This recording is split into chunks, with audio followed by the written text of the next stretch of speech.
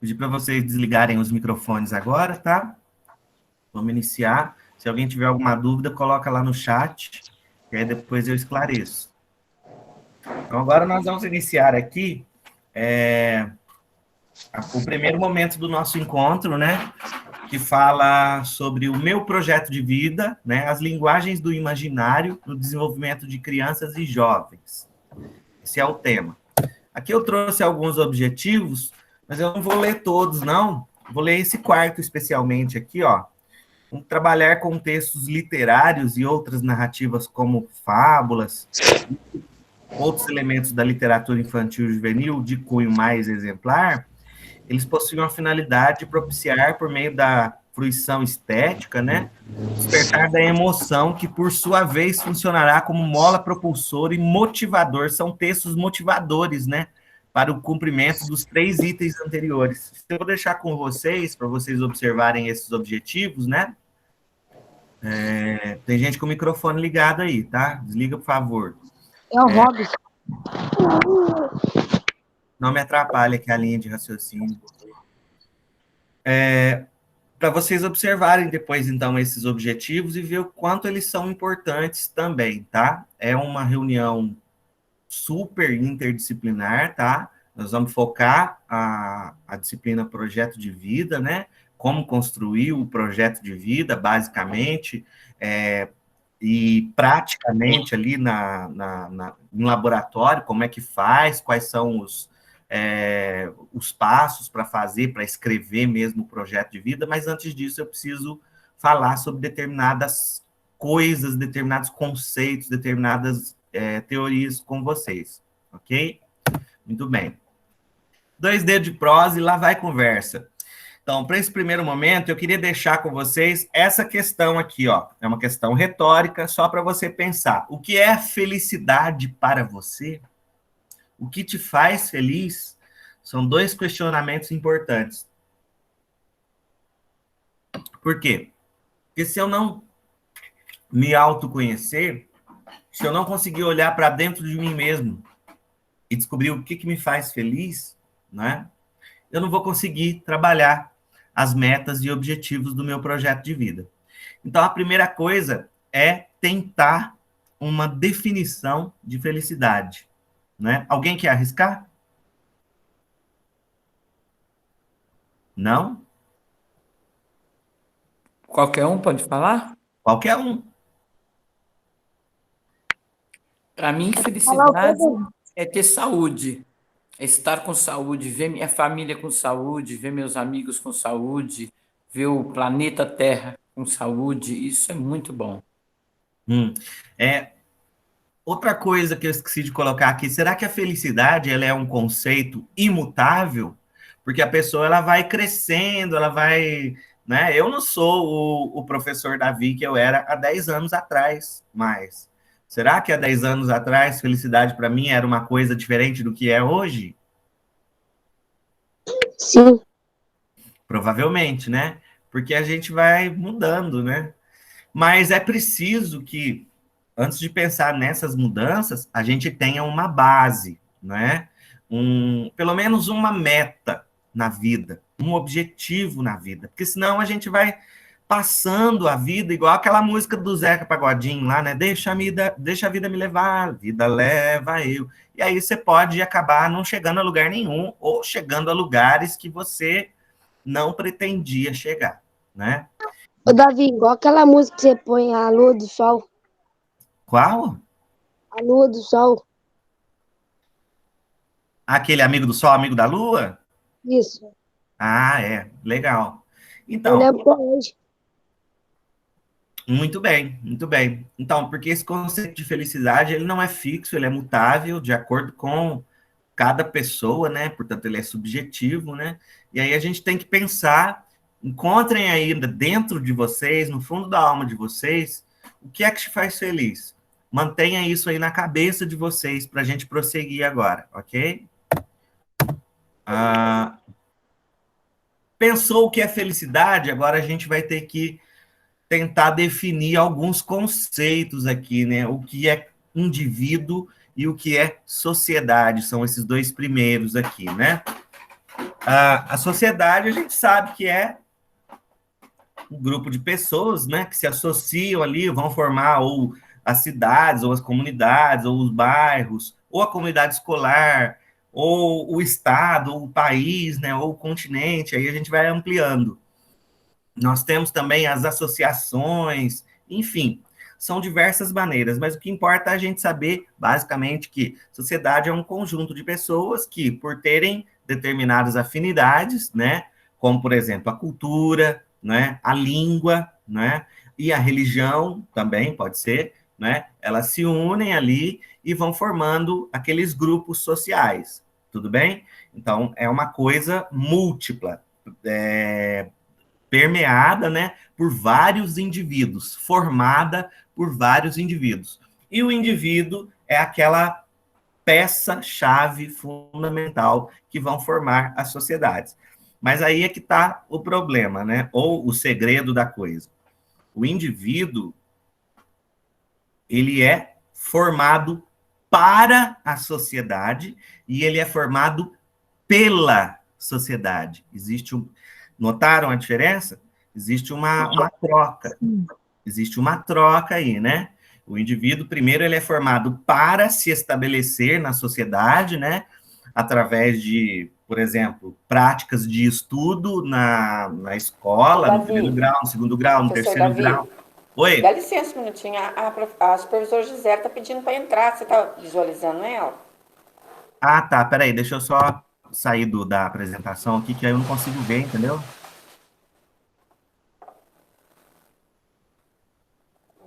Prontinho. Beleza, obrigada. Nada. Deixa eu só voltar aqui. Então é isso. O indivíduo é formado para a sociedade, né? A escola tem papel fundamental nisso, né? Ela traz o conhecimento acadêmico, ela traz, né, as diversas possibilidades de aprendizagem para que ele tenha sucesso e atinja a felicidade dentro de uma determinada sociedade, né? E a sociedade, ao seu executando o seu papel, também vai moldando o indivíduo, né? E é por isso que nós temos aqui, para que essas coisas funcionem de modo mais perfeito possível, nós temos as normas, né? As normas e a ética. As normas, que são as leis, né? Que são feitas justamente para poder determinar limites, né, à sociedade e ao indivíduo em particular, né? Até onde eu posso ir, até onde eu posso chegar, para não ferir a liberdade do meu outro, do outro ser, né, do outro indivíduo que faz parte da mesma sociedade, né? E essas normas, elas são muito importantes, inclusive elas são feitas por indivíduos da mesma sociedade, que são os legisladores, que são aqueles que a gente vota, né, e coloca lá nas casas legislativas. E quando eles não são, assim, muito honestos, né, isso aqui pode entrar em colapso. A sociedade pode entrar em colapso por conta dessas normas e dessas leis, né, pela falta de ética e de moral. E a ética eu costumo dizer que a ética é uma vozinha interior que você tem lá dentro, assim, que mostra para você aquilo é certo, aquilo é errado, né? E aí você resolve. É igual aquele desenho animado que você tem o personagem, um diabinho do lado de cá e um anjinho do lado de cá. Um manda fazer uma coisa, outro manda fazer outra coisa. Mas é você que vai escolher, né? E tem o conceito de livre-arbítrio e de liberdade, né? E o conceito de pertencimento, né? Que é muito importante nessa história toda. De todos esses aí, eu destaco o indivíduo, a sociedade e o pertencimento, né? Porque se o indivíduo não se autoconhecer, né? Se o indivíduo não reconhecer os valores, a cultura, não se sentir pertencente ali ao meio no qual ele vive e convive, ele vai buscar uma outra coisa que o faça feliz, né? Ele vai mudar de sociedade, ele muda de país, ele muda de cidade, ele muda de comportamento, enfim. Então, é importante que que esteja bem claro para vocês essa noção aí de indivíduo de sociedade, de normas, de ética e de pertencimento, né? Eu pertenço a determinada sociedade. Eu estou de acordo com determinadas normas e regras que regem essa sociedade. Eu vivo ali, eu faço parte daquele conjunto de indivíduos, de seres humanos, e aí vem a pergunta: o que é que me faz feliz ali dentro, né, desse conjunto de indivíduos, de seres humanos, né? O que é que eu posso fazer, né, para não passar como a música do Zeca Pagodinho, deixa a vida me levar, minha vida não tem sentido nenhum, e vamos tocando um dia depois do outro, carpe diem, né? Não. Eu quero olhar para essa minha comunidade, eu quero olhar para essa minha sociedade enquanto indivíduo e ser social e comunicativo que sou, né?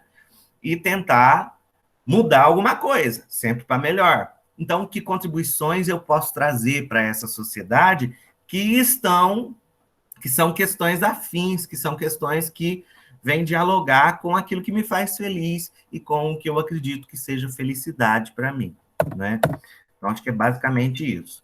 E aí, a pergunta-chave é essa: estou contribuindo para a construção de uma sociedade mais justa ou estou apenas existindo, sobrevivendo, sem deixar minha marca no mundo? Tenho propósito? O que é propósito? O que é propósito de vida? Pode falar, gente. Alguém quer arriscar?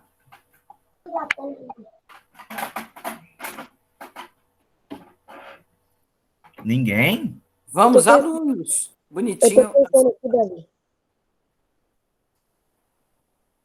Presta atenção na pergunta aí, ó. Estou contribuindo para a construção de uma sociedade mais justa? Ou estou apenas existindo, deixa a vida me levar, né? Qual que é o meu propósito de vida? Pra mim, a minha vida, eu quero que vai pra frente. Não tem todos mal pra mim. Tipo, como assim? Por exemplo, ficar doente, aí já é. Por exemplo, se você não aguentar ficar nessa vida, aí já perdeu a sua vida. Aí quando eu quero que a minha vida fique pra sempre, sim. Então você traz uma questão muito importante, que é o desejo que todo ser humano tem lá no seu subconsciente, né? Que perpassou os milênios aí da nossa civilização, que é o desejo da imortalidade, ou de alguma forma registrar essa marca, né? Sair desse time de pessoas que estão apenas sobrevivendo e passar para um time de pessoas que deixam a sua marca na sociedade. E muitas vezes isso acontece ou muitas vezes não, quase todas as vezes isso acontece através de uma expressão de linguagem, né? A gente vai falar sobre isso lá na frente, tá? A linguagem é o meio de comunicação mais complexo que o homem desenvolveu até agora, a escrita, né, e a oralidade. Mas a gente tem outros níveis, outros tipos de linguagem que o ser humano usou para registro das suas civilizações, das suas eras, né, no processo, no decorrer do processo histórico, né, na intenção de deixar a marca dele ali. Ele sabia que ele ia morrer, que ele ia acabar, que ele ia terminar, né? Mas ele queria deixar a marca dele ali, cumprindo esse desejo subconsciente que você mencionou aí agora. Quem que falou? Quem foi que falou? Foi o Igor. Muito bom. E vocês têm alguma noção do que é propósito? Propósito seria objetivo, meta? Professor, Oi? assim, propósito é igual assim, se você não tem um propósito, Uhum, qual é a razão de viver, né? exatamente. Aí todo mundo tem que ter um propósito, senão você não vai saber por que você tá aqui na Terra, né? Uhum. E aí eu ouso a lançar um outro desafio.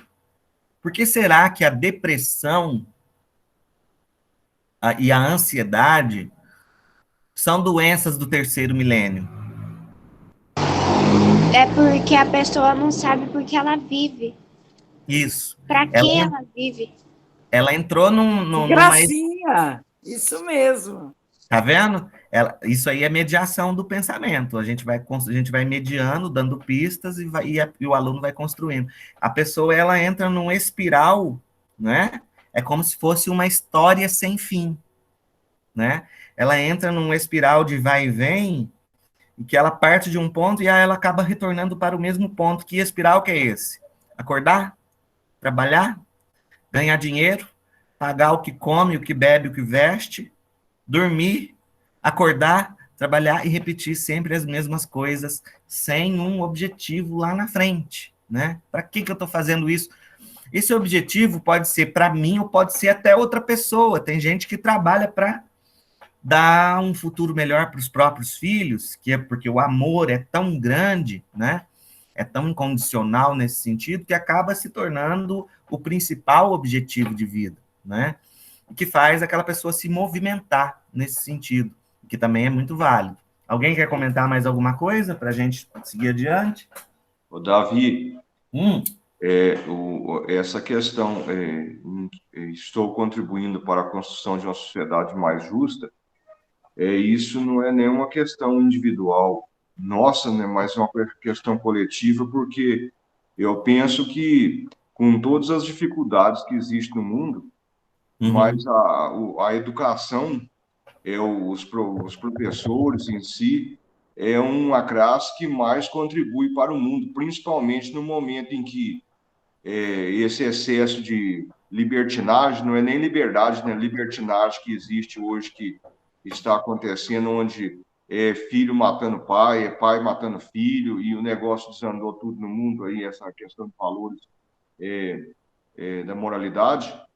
A escola hoje ainda ela é um fato de respeitabilidade, por mais problema que possa acontecer, porque em coletivo tudo vai acontecer problema. Onde tem mais de uma pessoa, há divergência, seja isso, divergência positiva ou negativa.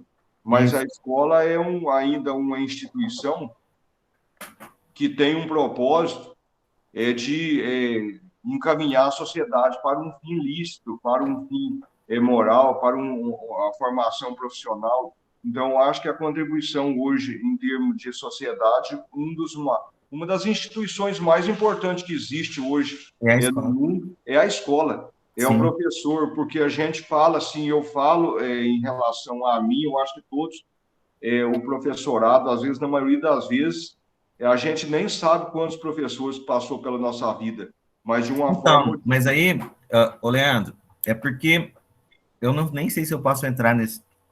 Existe um projeto existe sim, não vamos ser hipócritas. Existe um Sim, projeto de desvalorização do professor que pega justamente nessa raiz, né? Até no próprio processo de formação do professor, vai jogando ali dentro da mente dele, né? Que ele vai trabalhar nessas condições, que o salário dele vai ser esse, ou seja, ele vai introjetando aquela ideia de que eu sou um professor, eu preciso ensinar, eu preciso passar todo esse conhecimento, mas eu sou desvalorizado, eu sou menor, eu sou um ser menor perante a sociedade, mas na verdade ele é o maior. exato. Mas existe esse projeto de desvalorização justamente porque se quer que a sociedade continue nessa espiral, né? De acordar, trabalhar, dormir, acordar, trabalhar, dormir. Isso é interessante para quem está lá em cima, no topo da pirâmide, entendeu? Nós que estamos na base, né? Nós que estamos na base, nós vamos sustentando eles lá em cima. Mas pode concluir o seu pensamento aí, Leandro. O propósito é nosso no dia a dia formar uma sociedade mais consciente, uma sociedade que tenha desse discernimento dos Isso. fatores certos e errados, porque a gente tem, igual a gente fala, formalidade, questão de lei, questão de ética. Eu acho que a escola é um dos fatores que tem o propósito de iluminar as pessoas para que as pessoas saibam o que é certo, o que é errado, o que é moral, o que é imoral, né? Então, É. acho que o nosso propósito é esse. E eu acho interessante isso, embora das dificuldades, mas nós, de uma forma ou de outra, acabamos que nós temos o propósito de ter uma sociedade melhor daqui a alguns anos. E o professor, ele é assim tão iluminado, porque o professor, ele é um ser, eu acredito que ele é um ser, de uma certa forma, muito protegido por Deus. Por quê? Porque apesar de tudo que a gente passa, a gente consegue fazer a nossa gotinha de contribuição, né? Sim, Mas voltando aqui ao tema aqui, o propósito, ele se liga a todas essas questões, mas para os alunos, né? É preciso deixar claro isso, aluninhos, que propósito de vida são as metas que a gente define, os objetivos que a gente quer alcançar, e eles podem ser construídos de 3 formas. Aqueles objetivos de curto prazo, vamos pôr de curto prazo para daqui a 2 anos. De médio prazo, são metas e objetivos que eu quero atingir daqui a 5 anos. E de longo prazo, são metas e objetivos que eu quero atingir daqui a 10 anos. Tá? Vamos determinar isso aí só para a gente ter uma perspectiva mais didática da coisa. Vou passar adiante aqui. É possível se chegar a algum lugar sem se definir uma meta ou um objetivo, ou é preciso pensar, refletir e construir um projeto de vida? E aí, quem quer fazer uma Professor, observação? precisa pensar e refletir o futuro, o projeto da vida, porque senão quando chegar lá, aí você não vai saber o que fazer. Primeiro que você nem vai chegar lá, né? Porque você não sabe aonde é lá. O lá é o objetivo. O lá, onde eu quero chegar, é a meta, é o objetivo. E para eu chegar lá, nesse objetivo, eu preciso definir estratégias. E aí nós vamos entrar depois nas partes da construção do projeto, ok? Aí eu vou ensinar vocês mesmo a construir um projeto ali no papel, a escrever mesmo, definir metas, definir objetivo, justificativa, por que eu quero chegar nisso, por que isso me faz feliz e não aquela outra coisa. E é preciso sempre ter em mente, antes de pensar nesse lá, nesse objetivo, né, do meu projeto de vida, o que me faz feliz e o, o que eu sou no mundo, né? É autoconhecimento e conhecimento da sociedade, do que me rodeia, ok? E O Jacó falou que esse é o sábado mais profundo que ele já participou. Acabou de falar aqui no chat. Eu espero que vocês estejam entendendo tudo. Tá dando para entender tudo, gente? Se não tiver, pode perguntar, tá? Pode interromper Tá dando sim. e perguntar, ok? Posso passar adiante aqui? Essa parte ficou clara? É preciso construir um projeto de vida. Mas, nesse projeto de vida, eu tenho que ter, primeiramente, bem claro, quem sou eu, o que eu sou no mundo, né? O que o mundo representa para mim e o que eu represento para o mundo. O que me faz feliz, como eu vou chegar ao objetivo X, que é aquilo que me faz feliz. Pode ser uma profissão, pode ser um casamento, pode ser uma viagem para o exterior, pode ser ter um filho, pode ser, enfim, trocentas coisas, né? A gente não sabe a missão de vida de cada um. E qual a finalidade do projeto de vida? É basicamente isso aqui, ó. Primeiro, pensem aí. Se você não souber quais são suas metas, seus objetivos, como irá definir estratégias para alcançá-los?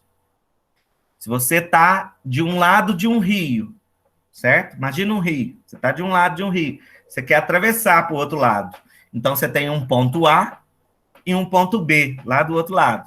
Aí você vai calcular quantas braçadas que você tem que nadar, né? Você tem que nadar assim mais na tangente ou em direção ao objetivo, que a correnteza vai te puxar, e aí, em vez de você chegar no ponto B, você vai chegar no ponto C. Vocês estão entendendo? Então, são estratégias que você vai construindo para atingir essas metas, né?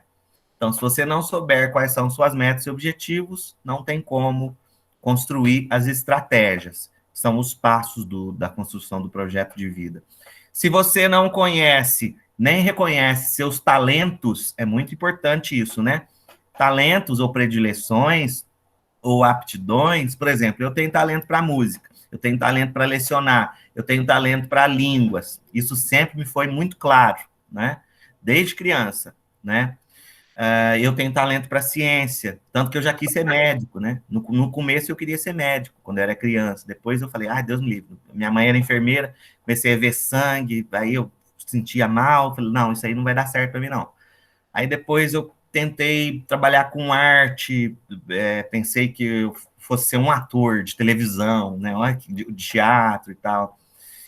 Depois eu falei assim, não, eu vou trabalhar com letras, mas eu vou mexer com tradução.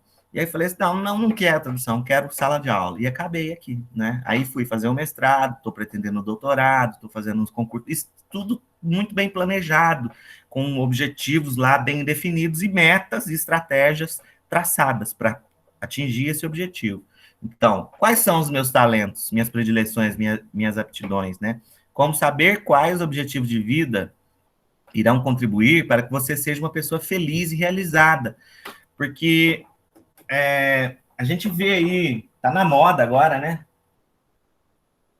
Os discursos que a gente fala de aqueles coaches, né? Discursos de autoajuda, livros de autoajuda, né? Hoje em dia, os coaches parece que estão mais assim alto do que psicólogo. Eu nunca vi um negócio desse. Então, pois esses coaches, eles tentam fazer para você um exercício de pensamento filosófico, né?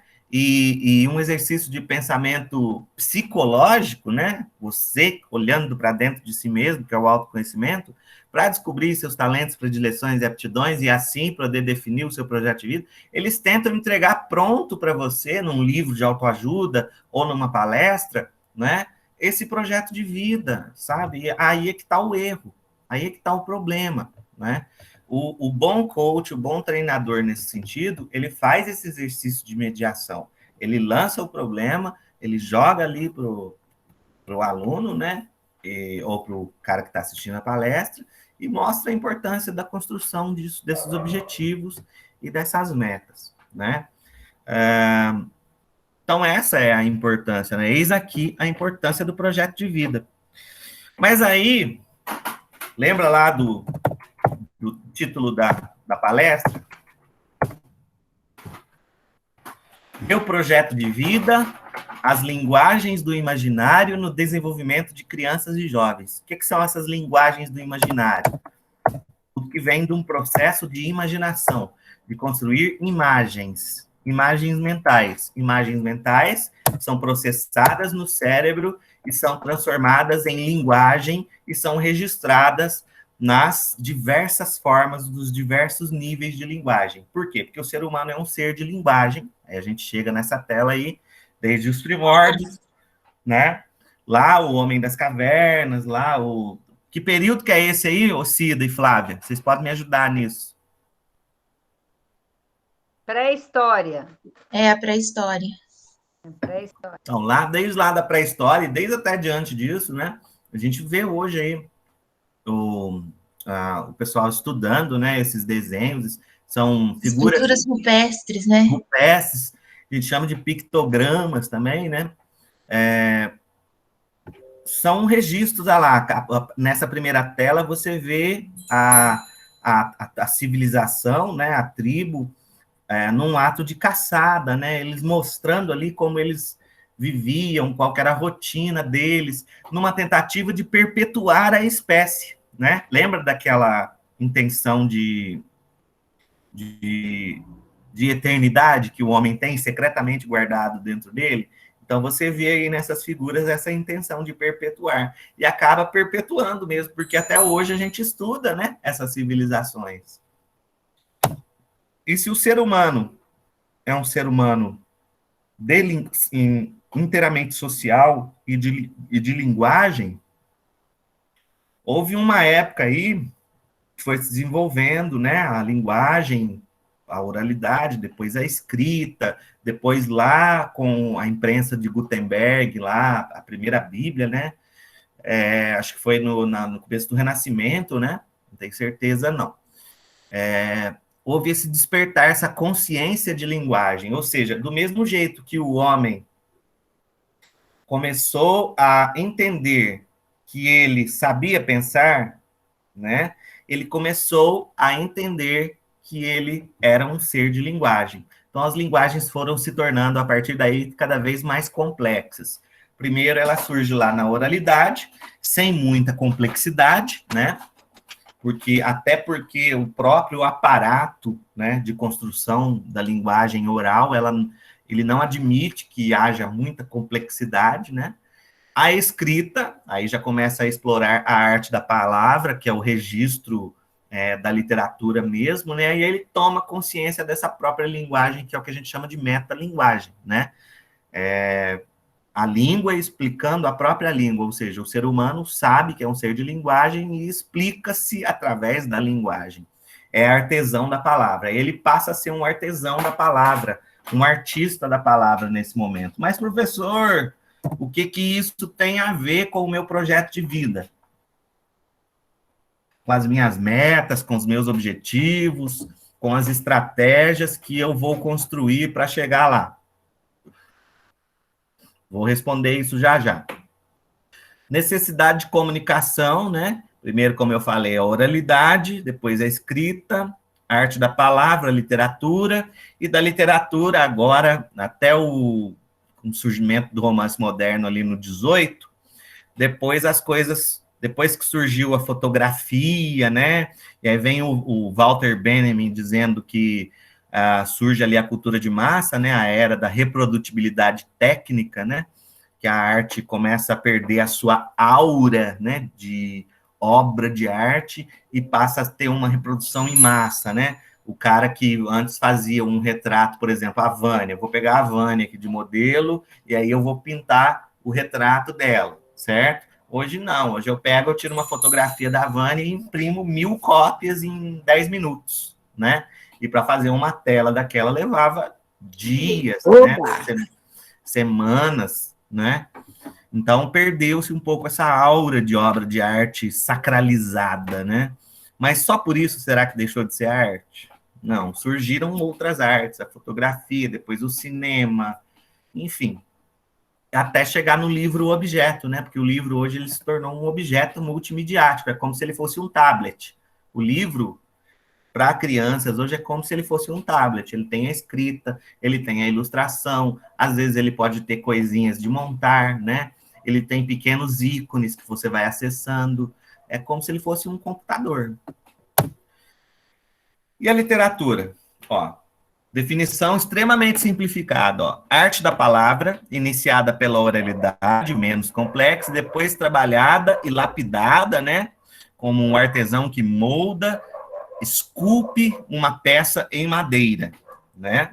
O artesão da literatura tem como especialidade a capacidade de capturar imagens, aí é que tal, esse é o X da questão, capturar imagens como se o olhar dele fosse uma câmera fotográfica e depois, através das letras, essas imagens mentais traduzidas para o papel, né? Ali com a máxima, quanto mais habilidade ele tiver na escrita mesmo, nas letras, né? Mas essa letra no papel vai representar a imagem que apareceu na cabeça dele. Então, esse é um processo por isso que a gente fala, linguagens do imaginário, né?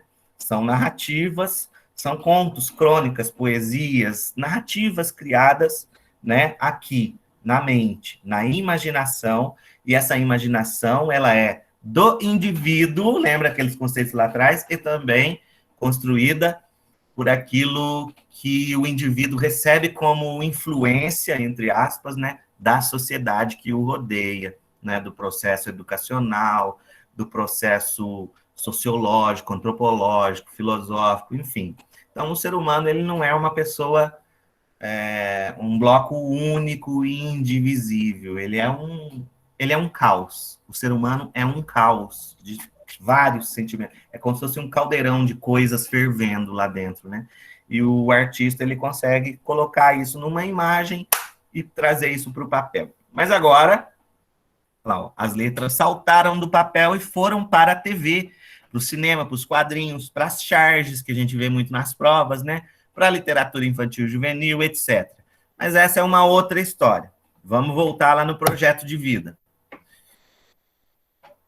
Funções básicas da arte literária, porque que eu vou linkar depois para frente essa questão da literatura, a importância dela como ferramenta de inspiração e como ferramenta que vai ampliar a minha concepção de mundo e que vai me dar uma visão mais panorâmica da sociedade, das coisas, como elas estão acontecendo na atualidade, para que eu possa desenvolver e descobrir o que me faz feliz e, a partir daí, desenvolver objetivos e metas a serem atingidos no meu projeto de vida, tá? Esse é o link que eu quero fazer e que eu quero deixar bem claro aqui com vocês.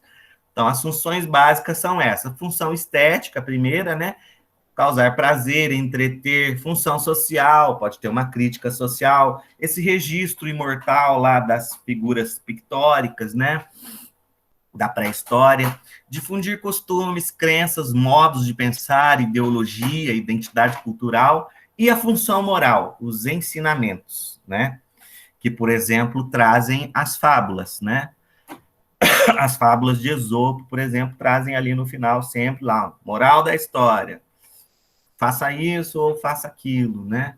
Então, são conhecimentos, né, basilares, né? São conhecimentos de base de uma civilização ocidental da qual nós fazemos parte, né? E muitas vezes eles veem essa função moral, eu quero que vocês foquem nela agora. Ela vem com essa base de ensinamento que serve, sim, de inspiração para o meu projeto de vida, ok? Conclusão preliminar. Preliminar, tá? Que a gente chega até o presente momento no desenrolar das coisas. A literatura, bem como outras tecnologias da linguagem, a oralidade, por exemplo, a pintura, a ilustração, né, elas são ferramentas pela qual o ser humano pode, primeiro, divulgar, vender suas ideias, costumes, ensinamentos. Segundo, construir uma identidade, né? Como assim, professor, construir uma identidade? O Brasil, quando deixou de ser colônia, ele não tinha bem uma ideia, ele não sabia bem o que era, ninguém sabia o que era isso aqui, né? A carta de Pero Vaz Caminha ao rei de Portugal, quando ele chegou nessas terras, ela traz uma identidade dos nativos e tal, umas figuras bem estereotipadas, mas no desenvolver das mentes pensantes que aqui estavam, surgiu um projeto, né? Esses seres iluminados que tinham esse poder de acender a luzinha aqui, a imagem, e colocar aquilo ali no papel com 100% de precisão, eles se reuniram e falaram assim, não, vamos construir uma identidade de Brasil, né? E aí começou ali aquele projeto de construção da identidade através da literatura. Muito bem.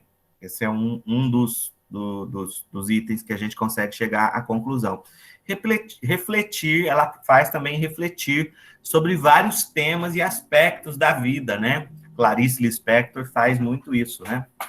Se você lê ali A Hora da Estrela, você vai conseguir entrar em contato com a realidade do norte, né? Nordeste do nosso país, e vai ver ali que o ser que se coloca diante daquela realidade, né? Quais são as dificuldades, as agruras, né? Os problemas que ele enfrenta, se são semelhantes ao seu, tá? Aí faz você pensar. Por quê? Porque você enxerga a vida através da inteligência de outra pessoa. Você passa a enxergar o mundo através do olhar de outras pessoas. Essa é a vantagem de ter contato com esses textos, né? Ou seja, você não é um achismo, você, eu acho que aquilo é daquele jeito. Não, você pensa que aquilo é daquela maneira porque você leu aquilo em outros livros e mais 50 pessoas que olharam para aquele mesmo ponto também estão pensando da mesma maneira que você, ou de maneira diversa, né? Essa é a riqueza. Então, quais ensinamentos esses tipos de escritos e esses tipos de tecnologias da linguagem, eles vêm trazer no tocante da construção do meu projeto de vida? Chegamos até aqui para tentar entender, tá? Essa é a minha pretensão. Tá todo mundo acompanhando aí, gente? Sim. Sim. Ok.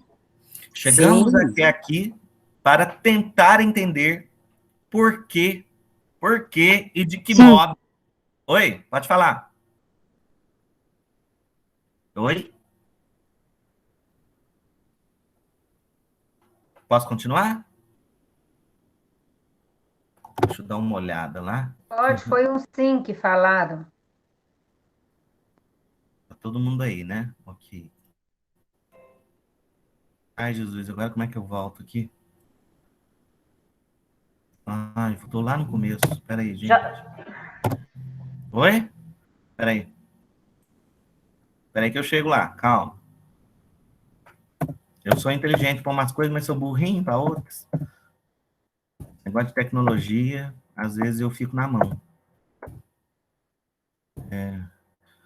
Chegamos até aqui para entender por que e de que modo esses textos literários, né? Essa é a definição de literatura que a gente tenta. Então, podem ajudar na construção do meu projeto de vida. De que modo e por quê, né? Eles, por acaso, podem me ajudar, né, a me conhecer melhor e a conhecer também meus colegas, minha comunidade, o comportamento humano, a comunidade escolar, eles têm esse poder, eles têm todo esse poder, eis a questão. O que vocês acham? Depois de tudo que eu falei.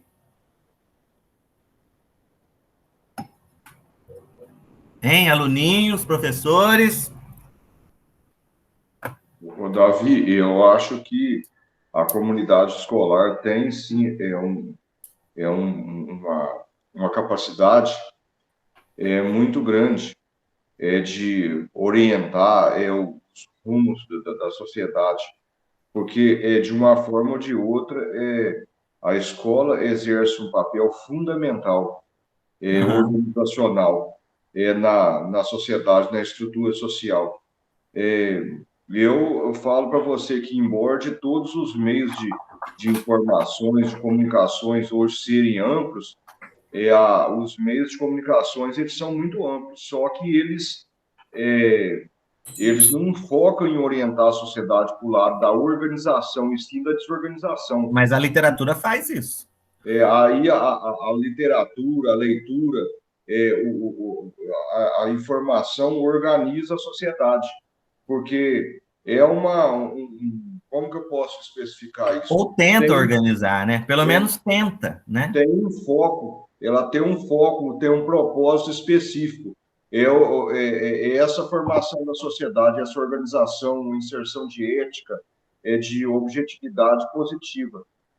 Os outros meios de informação que nós temos, eles não têm esse objetivo de fornecer ética, de fornecer conhecimento, eles fornecem informação deturpada do jeito que eles interessam lá. Não, porque eles estão, lembra daquela espiral de continuidade?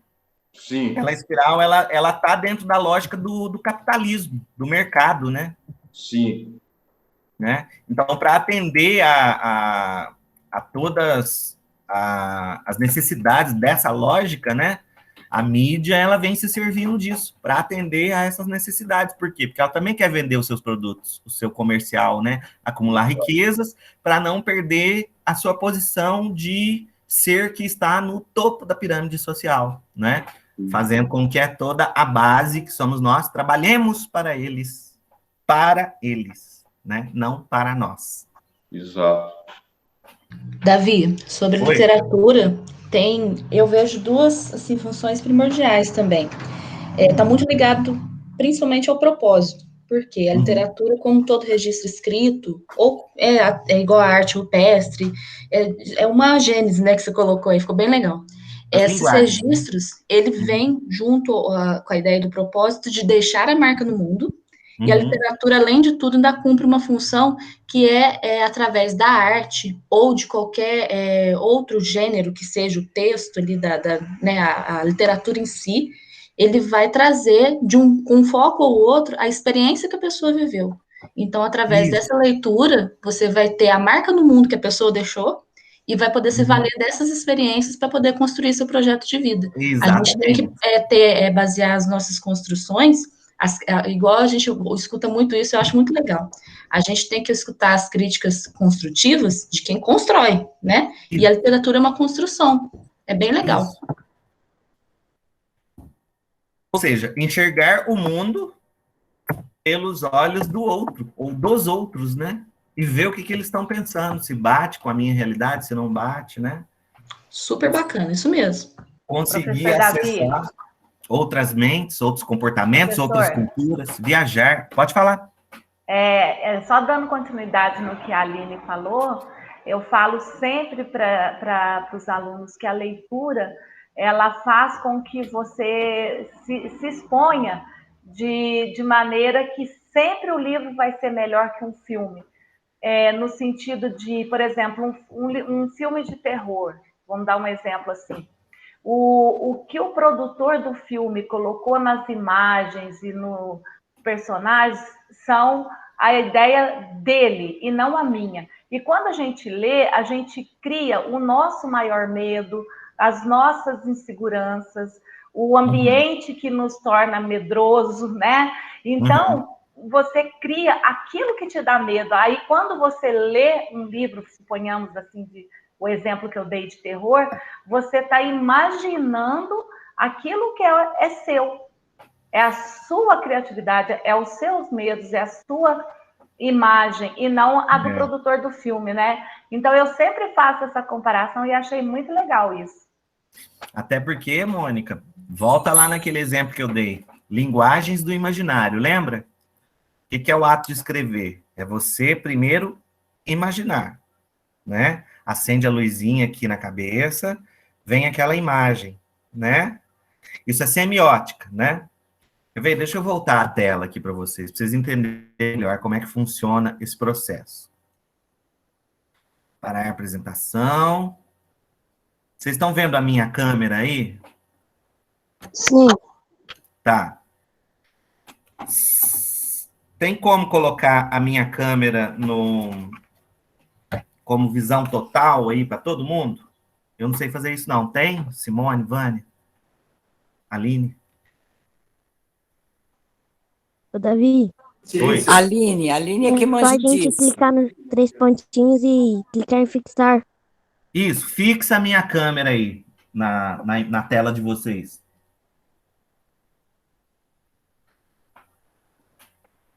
Fixaram? Sim. Ok. O que vocês estão vendo aqui? Uma caneta?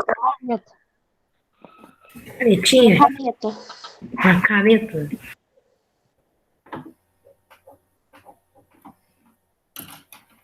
E agora? O que vocês estão vendo? Vai aparecer o contrário. Um papel. Tem alguma coisa escrita nesse papel? É escrito caneta. Caneta. Uhum. Eita! Caneta. Então, aqui tá dando para eu ver neta. Peraí. Caneta. É caneta, tem caneta. Aí, agora sim. Eita! Caneta. Tá, é a mesma imagem? Não. Não. Não. Mas quando eu mostro isso aqui para você, o escrito, o que aparece na cabeça de vocês? A caneta? Caneta. Não é isso? Não é isso? Uhum. Esse é um exercício da semiótica, tá? É a primeira idade, segunda idade, terceira idade. Mas por que eu estou falando isso? Vou compartilhar lá de novo. Por que eu estou falando isso, gente? Por causa daquele exercício de imaginar, né? Primeiro, ou seja, o sujeito imagina uma coisa que existe ou que não existe, né? E tem o talento de capturar aquilo da realidade como se fosse uma fotografia mental, né? E depois ele consegue colocar aquilo no papel, escrito, né? Numa frase, num trecho, né? De um livro, ou no livro todo, né? Aquela imagem. E aquela imagem, ela precisa ser decodificada. O que é decodificar? É quando eu mostrei o caderno com a palavra caneta, e vocês leram, e veio a imagem caneta na mente de vocês, não foi? Então, quando você lê um livro, é esse processo que acontece. Ah, o fulano... Quer ver? O elefante saiu correndo, escorregou e caiu na lama. Que imagem que apareceu na cabeça de vocês? Ai, tadinho! O elefante são todos escorregando e sujinhos. Isso, ela vai causar uma imagem, ela vai causar um sentimento, ela vai causar, certo? Uma pequena frase. Só que o elefante que apareceu na cabeça do Jacó não é o elefante que apareceu na cabeça da Poliana. Poliana, né? Do outro aluno. De qualquer pessoa. Vai ser diferente, né? E assim como o sentimento, né? Então, são múltiplas interpretações. Então, aí a gente pensa, né? Existe a interpretação de texto, e existe as práticas de compreensão de texto, ou seja, você compreender, aí você não pode viajar, você tem que entender o texto exatamente o que está ali no papel. E a prática de interpretação, que é aquela que você faz a sua leitura. O meu elefante é assim, o que eu senti, por exemplo, a Vânia, tadinho, né, que ela comentou, né, é uma coisa dela, particular, individual, né. O filme é exatamente isso que você falou, Vânia, Mônica. O cara que vai fazer a adaptação, primeiro ele lê o livro, primeira coisa, um livro de 300 páginas não vai caber na íntegra dentro de 2 horas de roteiro para filme, né? Então ele precisa varrer ali da história muita coisa que está pendurada em excesso. E ali ele vai escolher as imagens que são importantes para ele, né? O filme, apesar de já vir com esse processo de imaginação pronto, ele também é legal para incentivar esse processo de produção de imagens. Por quê? Porque você pensa. Com ele, você também pensa. É lógico que esse processo de imaginação, né, através da semiótica, na literatura, ele é muito mais vasto, né, pelas possibilidades que a linguagem literária nos traz. E a cinematográfica, ele é vasto, mas num outro sentido, certo? Mas o que isso tem a ver com o nosso projeto de vida? É justamente aquilo que a Aline falou, né? Todas essas artes, sejam elas a literatura, seja a arte plástica, visual, seja o cinema, seja a fotografia, enfim, todas as artes, todas, elas são leituras de mundo de pessoas que têm determinados talentos artísticos. E quando você observa, quando você lê, quando você consegue verdadeiramente, com aquele olhar de descoberta, mergulhar dentro dessas obras, você consegue mergulhar na mente da pessoa que fez, que produziu essas determinadas obras e enxergar o mundo através de um outro olhar. Então, você vai ter outras vozes ali dentro do texto, te falando sobre determinadas situações. Vamos supor, se o texto trate da solidão e do abandono, né? O tema do texto é esse. Eu penso que a solidão e o abandono seja isso, isso e isso, a minha definição. E aí eu venho com um filme que trata aquilo de uma maneira tão poética, tão mais, mais suave, né? Que vai me trazer uma nova perspectiva, né? E aí eu já vou mexer lá no meu projeto de vida, né? Então esse obstáculo aqui que eu pensei que era grande não é tão grande assim, eu posso trabalhar esse ou essa estratégia para atingir o meu objetivo. Então, essas obras, na realidade, elas iluminam umas às outras e iluminam o próprio processo de pensar, né, do ser humano, daquele que lê, daquele que consegue, com esse olhar de descoberta, mergulhar para dentro dessas obras. Então, essa é a importância, tá? E um último argumento, né, bem simples, para você gostar de ler, quando você lê, né, você interpreta, dialoga, você primeiro compreende, depois você interpreta, dialoga com o texto, briga com o texto, às vezes, né, ou com o filme, ou com a revista, ou com os quadrinhos, ou com os curtas-metragens, enfim, com as milhões de possibilidades de linguagem que existe na atualidade, né? E aí você está enxergando o mundo pela ótica de outras pessoas, o autor e os costumes de sua época, lembra? Indivíduo e sociedade. Não só o autor, também os costumes de sua época, as personagens de sua época. Então, a gente entra aí num conceito que a gente chama de dialogismo e polifonia, né? Que são várias vozes dentro de um texto falando para você sobre determinada coisa, né? Parece um clichê, mas isso é uma realidade, tá? Quem nunca ouviu aquela história lá de quem lê, viaja, quem lê, conhece outros horizontes, que mais? Quais outras frases, assim, bem clichêzona que vocês já encontraram por aí, nesse sentido? Hein, gente? Eu tô tentando lembrar de uma aqui. Que o livro os livros são as asas da imaginação, né? Essas coisas assim. Mas eles são, não são? Aí, mas a pergunta que fica, será que é só os livros agora? Não é só o livro, né? Até porque A o arte livro, em geral. até porque o livro também tem se transformado, né? Ele tem se modernizado. Então, a gente vem para um veio bem específico de produção literária, que são os contos de fadas e os contos fabulares, né? Que vão formar o cânone. O que é o cânone? É tudo aquilo que é dito essencial, né? Canônico, clássico, ali da literatura infantil e juvenil. Eu trago aqui 2 para vocês, o Patinho Feio e a Cinderela. Aí eu quero compartilhar aqui, vamos ver se vai dar certo. Porque esses textos, eles são textos que são construídos dentro daquela vertente, lembra lá das funções da literatura? Dentro daquela vertente mais moralizante, de ensinamento moral, de ensinamento ético, né? Então, eles vêm trazer para você um olhar de descoberta nesse sentido, para ampliar a sua visão na segunda fase desse encontro de hoje, no segundo momento desse encontro de hoje, que será o momento de construção do meu projeto de vida mesmo, né? Tem alguém pedindo para acessar aqui ou eu estou ficando louco? Tem. O Luciano também vai entrar, viu, Davi? Pois é, acho que a Micaela também está tentando entrar. Já aprovei a Micaela.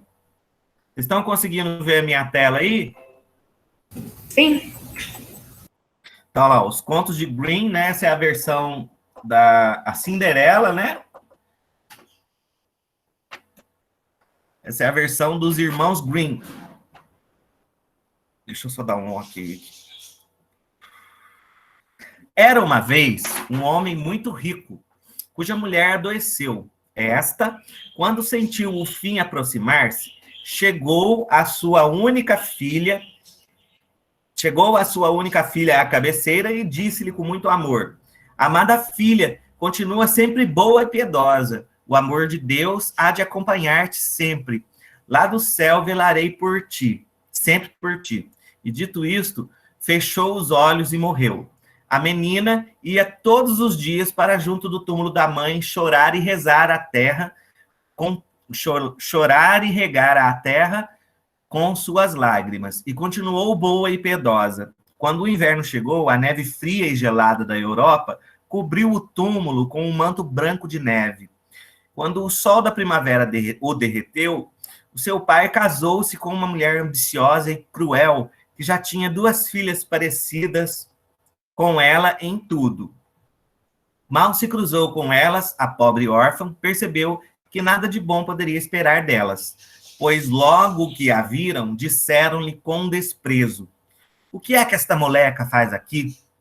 Vai para a cozinha, que é lá o teu lugar. E a madrasta acrescentou: tem razão, filhas. Ela será nossa empregada e terá que ganhar o pão com o seu trabalho diário. Tiraram-lhe os seus lindos vestidos, vestiram-lhe um vestido muito velho e deram-lhe tamancos de madeira para calçar.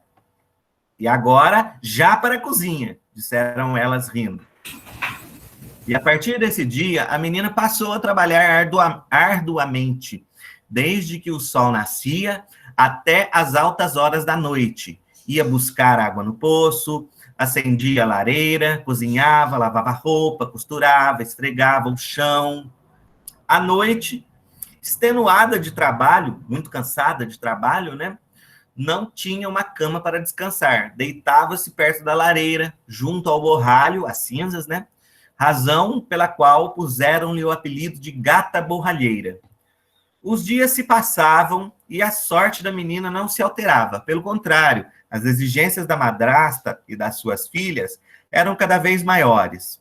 Um dia, o pai ia para a cidade e perguntou às suas enteadas o que queriam que eles lhe trouxessem, que ele lhes trouxesse. Lindos vestidos, disse uma. Joias, disse a outra. E tu, filhinha, gata borralheira, o que queres? Perguntou-lhe o pai. Um ramo verde da primeira árvore que encontrares no caminho de volta. Terminada a compra, ela comprou os vestidos para as enteadas. Ele comprou os vestidos para as enteadas e as joias que tinham pedido. E no caminho de regresso, cortou para a filha um ramo da primeira árvore que encontrou, de uma oliveira.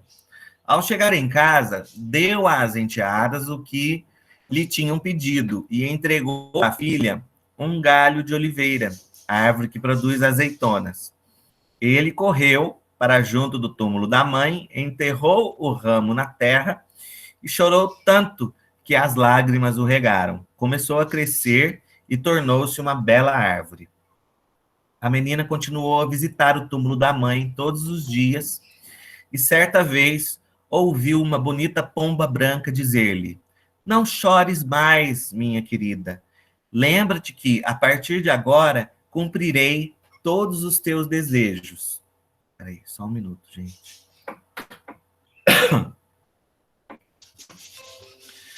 Pouco depois, o rei anunciou a todo o reino que ia dar uma festa durante 3 dias, para a qual estavam convidadas todas as jovens que queriam casar-se, a fim de que o príncipe herdeiro pudesse escolher a sua futura esposa. Imediatamente, as 2 filhas da madrasta chamaram a gata borralheira e disseram-lhe: penteia-nos e veste-nos, pois temos que ir ao baile do príncipe para que ele possa escolher qual de nós 2 será a sua esposa. A gata borralheira obedeceu humildemente, mas quando viu as 2 luxuosamente vestidas, desatou a chorar e suplicou à madrasta que também a deixasse ir ao baile. Ao baile, tu? Respondeu ela. Já te olhaste no espelho? A madrasta, face à insistência da gata borralheira, acrescentou, ao mesmo tempo que atirava um pote de lentilhas para as cinzas. Está bem. Se separares as lentilhas em 2 horas, irás conosco. A menina saiu para o jardim a chorar e, lembrando-se do que a pomba lhe tinha dito, expressou o seu primeiro desejo. Dócil pombinha, rolinhas e todos os passarinhos do céu, venham ajudar-me a separar as lentilhas. Os grãos bons no prato e os maus no papo. 2 pombinhas brancas, seguida de 2 rolinhas e de uma nuvem de passarinhos, entraram pela janela da cozinha e começaram a bicar as lentilhas. E muito antes de terminarem as 2 horas concedidas, separaram as lentilhas. Entusiasmada, a menina foi mostrar à madrasta o prato com as lentilhas escolhidas. Muito bem, disse a madrasta com ironia. Mas que vestido vais usar? E além disso, Tu não sabes dançar, será melhor ficares em casa.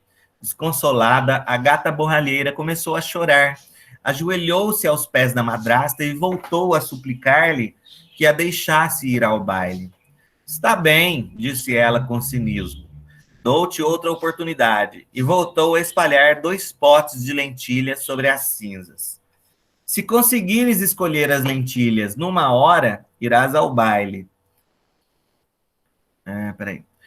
A doce menina saiu a correr para o jardim e gritou: dóceis pombinhos, rolinhos e todos os passarinhos do céu, venham ajudar-me a separar as lentilhas.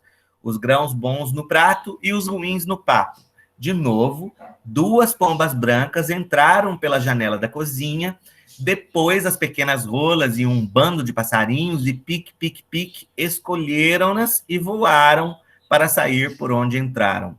A menina logo correu e mostrou à madrasta as lentilhas escolhidas, mas de nada lhe serviu. Deixa-me em paz com as tuas lentilhas, vai-as ficar em casa e pronto. Ponto final. E c'est fini. Pronuncia-se c'est fini. Era metida francesa ainda. Virou-lhe as costas e chamou as filhas. Quando já não havia ninguém em casa, a gata borralheira foi junto ao túmulo da mãe, debaixo da oliveira, e gritou: árvorezinha, toca a abanar e a sacudir, atira ouro e prata para eu me vestir. A pomba, que lhe tinha oferecido ajuda, apareceu sobre um ramo e, estendendo as asas, transformou os seus farrapos num lindíssimo vestido de baile e os seus tamancos em luxuosos sapatos bordados a ouro e prata. Quando entrou no salão de baile, todos os presentes se admiraram perante tamanha beleza, mas as mais surpreendidas foram as 2 filhas da madrasta, que estavam convencidas que seriam as mais belas da festa. Porém, nem elas, nem a madrasta, nem o pai reconheceram a gata borralheira. O príncipe ficou fascinado ao vê-la, tomou-a pela mão e os 2 começaram o baile. Durante toda a noite esteve ao seu lado e não permitiu que mais ninguém dançasse com ela. Chegado o momento de se despedirem, o príncipe ofereceu-se para acompanhá-la, pois ardia de desejo por saber quem era aquela jovem e onde morava. Mas ela deu uma desculpa para se retirar por momentos e aproveitou para abandonar o palácio a correr e deixar embaixo de uma árvore o seu formoso vestido e os sapatos. A pomba, que estava à sua espreita, pegou neles e com as suas patinhas e desapareceu na escuridão da noite. Ela vestiu o vestido cinzento, o avental e os tamancos e, como de costume, deitou-se junto à chaminé e adormeceu. No dia seguinte, quando se aproximou a hora do início do segundo baile, esperou até ouvir partir a carruagem e correu para junto da árvore. Árvorezinha, toca a abanar e a sacudir, atira ouro e prata para me vestir. E de novo apareceu a pomba e a vestiu com um vestido ainda mais lindo que o da noite anterior e calçou-lhe uns sapatos que pareciam de ouro e prata. A sua aparição no palácio causou sensação maior ainda do que a primeira vez. O próprio príncipe, que a esperava impaciente, sentiu-se ainda mais deslumbrado. Pegou-lhe na mão e, de novo, dançou com ela a noite, toda a noite. Ao chegar a hora da despedida, o príncipe voltou a oferecer-se para acompanhá-la, mas ela insistiu que preferiria voltar sozinha para casa. Mas desta vez o príncipe seguiu-a. De repente, parecia que tinha sido engolida pelo chão.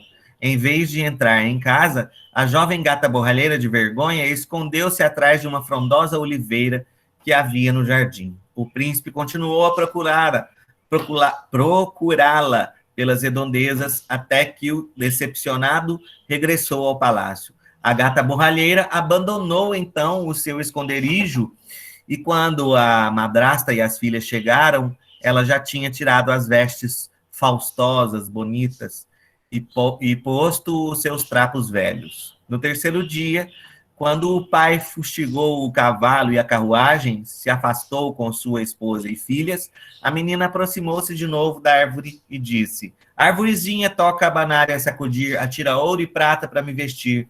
e a pomba, mais uma vez, trouxe-lhe um vestido de sonho, de seda, com aplicações de suntuoso chale e uns sapatos bordados de ouro para os seus pequeninos e delicados pés. E depois colocou-lhe sobre os ombros uma capa de veludo dourado. Quando entrou no salão do baile, a belíssima gata borralheira foi retirada com uma exclamação, foi recebida, perdão, com uma exclamação de assombro por parte de todos os presentes. O príncipe apressou-se a beijar-lhe a mão e a abrir o baile, não se separando dela toda a noite. Pouco antes da meia-noite, a jovem despediu-se do príncipe e pôs-se a correr.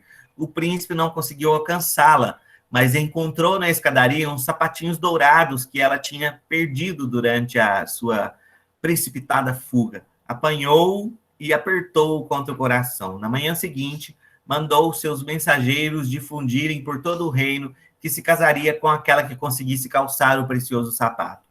Depois de todas as princesas, duquesas e condessas o terem inutilmente experimentado, ordenou aos seus emissários que o sapato fosse provado por todas as jovens, qualquer que fosse a sua condição social e financeira. Quando chegaram à casa onde vivia a gata borralheira, a irmã mais velha insistiu que deveria ser ela a primeira a experimentar e, acompanhada pela mãe, que já imaginava rainha, subiu ao quarto, convencida de que lhe servia, mas o seu pé era demasiado grande. Então a mãe, furiosa, obrigou-a a calçá-lo à força, dizendo-lhe: embora te aperte agora, não te preocupes. Pensa que em breve serás rainha e não terás que andar a pé nunca mais.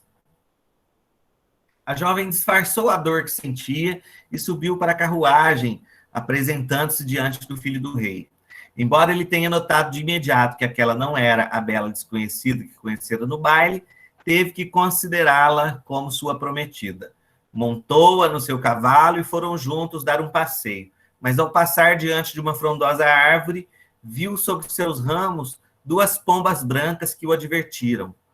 Olhe para o pé da donzela e verás que o sapato não é dela. O príncipe desmontou e tirou-lhe o sapato. E ao ver como o pé estava roxo e inchado, percebeu que tinha sido enganado. Voltou à casa e ordenou que a outra irmã experimentasse o sapato. A irmã mais nova subiu ao quarto, acompanhada da mãe, e tentou calçá-lo, mas o seu pé também era demasiado grande. E a mãe obrigou a calçá-lo à força, dizendo: embora te aperte agora, não te preocupes. Pensa que em breve serás a rainha e não terás que andar a pé nunca mais. A filha obedeceu, enfiou o pé no sapato e, dissimulando a dor, apresentou-se ao príncipe, que, apesar de ver que ela não era a bela desconhecida do baile, teve que considerá-la como sua prometida. Montou-a no seu cavalo e levou-a a passear pelo mesmo sítio onde levara a sua irmã. Ao passar diante da árvore onde estavam as 2 pombas, ouviu-as de novo adverti-lo. O príncipe, perdão, olhe para o pé da donzela e verás que o sapato não é dela. O príncipe tirou-lhe o sapato e, ao ver que tinha o pé ainda mais inchado que a irmã, percebeu que também ela o tinha enganado. Aqui vos trago esta impostora, e dai graças a Deus por não ordenar que sejam castigadas. Mas se ainda tendes outra filha, estou disposto a dar-vos nova oportunidade, e eu mesmo lhe calçarei o sapato. Não temos mais filhas, disse a madrasta. Mas o pai acrescentou: bem, a verdade é que tenho uma filha do meu primeiro casamento, a qual vive conosco. E ela que faz a limpeza da casa, e por isso anda sempre suja. É a gata borralheira. As minhas ordens dizem que todas as jovens, sem exceção, devem experimentar o sapato. Tragam na minha presença. Eu mesmo lhe calçarei. A gata borralheira tirou um dos pesados tamancos e calçou o sapato sem o menor esforço. Coube-lhe perfeitamente. O príncipe, maravilhado, olhou bem para ela e reconheceu a formosa donzela com quem tinha dançado. Ah, minha amada desconhecida, exclamou ele, só tu serás minha dona e senhora. O príncipe, radiante de felicidade, sentou ao seu lado no cavalo e tomou o mesmo caminho por onde tinha ido com suas 2 impostoras. Pouco depois, ao aproximar-se da árvore onde estavam as pombas, ouviu-as dizer: continua, príncipe, a tua cavalgada, pois a dona do sapato já foi encontrada. As pombas pousaram sobre os ombros da jovem e os seus farrapos transformaram-se no deslumbrante vestido que ela tinha levado ao último baile. Chegaram ao palácio e de imediato foi celebrado o casamento. Quando os habitantes do reino souberam da forma como o medo e como o maado e desnaturado pai, a madrasta e as 2 filhas tinham tratado aquela que agora era a sua adorada princesa, começaram a desprezá-los de tal modo que eles tiveram que abandonar o país. A princesa, fiel à promessa feita à mãe, continuou a ser piedosa e bondosa, como sempre, e continuou a visitar o seu túmulo e a orar debaixo da árvore, testemunha de tantas dores e alegrias. Olha só que legal, né? Aqui você tem... Pessoal, vocês estão aí? Opa, estamos aqui. Sim, Sim. presente. Muito linda a história, adorei. Fiquei encantada. É É uma uma das versão versões. diferente, eu nunca ouvi essa não, viu? É uma versão dos irmãos Green, né? É diferente. Deixa eu só mostrar aqui para vocês aqui. Vocês querem fazer um intervalo agora, 9h30? Vamos, né, gente? Eu também gostei muito, viu, José Davi? Ah, obrigado. Muito bom. Eu vou parar a gravação aqui, então a gente retorna às 9, são 9h30 agora, 9h50, né? 9h50. Tira uma foto, vai que alguém depois Então liga as câmeras aí, pessoal. Vamos tirar uma foto para ficar registrado. Depois a Carla vai querer mandar para... Liga as câmeras aí. Todo mundo. Nivaldo, Gustavo, Aline. Cadê a Vânia? Tá aí? Micaela, Vânia. Oi, Tchali. Ó, Passei até batom. Oiê, bom dia. Esqueci de Sara. Gisele. Vamos lá.